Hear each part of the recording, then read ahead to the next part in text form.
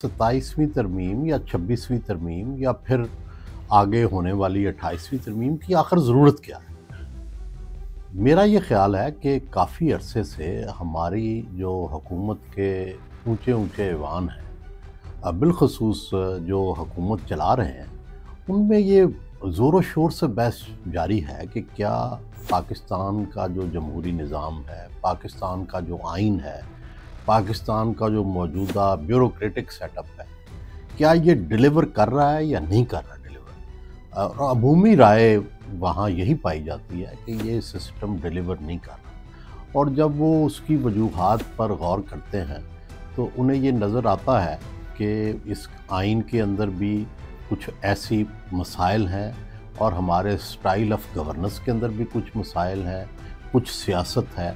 ये सब कुछ रुकावट है पाकिस्तान की तरक्की, खुशहाली और मजबूत दिफा में। तो मेरा ये ख़्याल है कि ये जो तरामीम है, ये इसी मसले को एड्रेस करने के लिए आगे बढ़ाई जा रही हैं। पहले जो 26वीं तरमीम थी उसके अंदर अदलिया के मसले को टैकल किया गया, लेकिन वो मुकम्मल उस वक़्त टैकल ना हुआ। और 27वीं तरमीम में मेरा ख़्याल है उसको तफसील से अदलिया के मामले को डील किया गया है।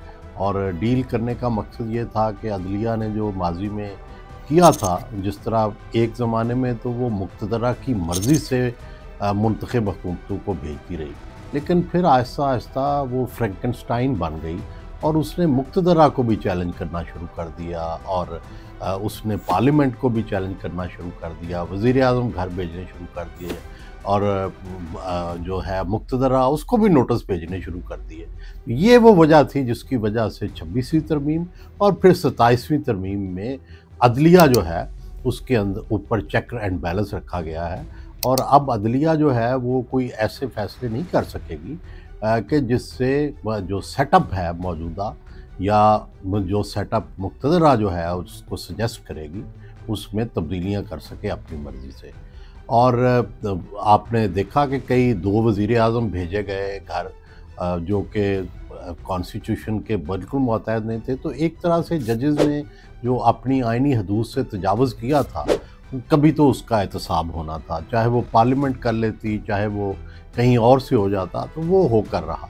लेकिन अल्टीमेट नतीजा क्या है कि अदलिया ने जो ज़्यादतियाँ की हैं वो तो चलो उसका तो मदावा हो गया, मगर इसके नतीजे में जो हुकूमत के जो पिलर होते हैं, जिसमें कि अदलिया ने इंसाफ देना होता है, किसी ग्रीवियंस को ठीक करना होता है, वो इतनी कमज़ोर हो गई कि अब वो इंसाफ भी नहीं दे सकेगी।